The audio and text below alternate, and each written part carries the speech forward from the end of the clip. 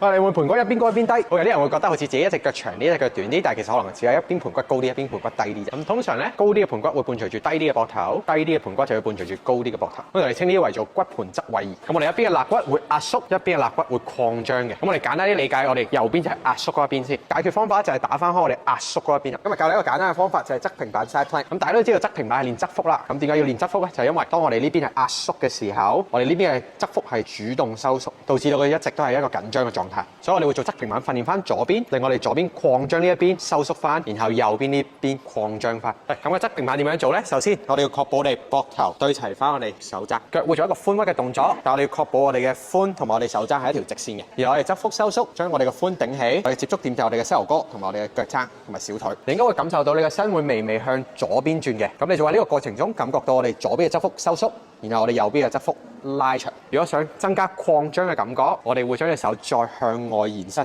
拉翻長。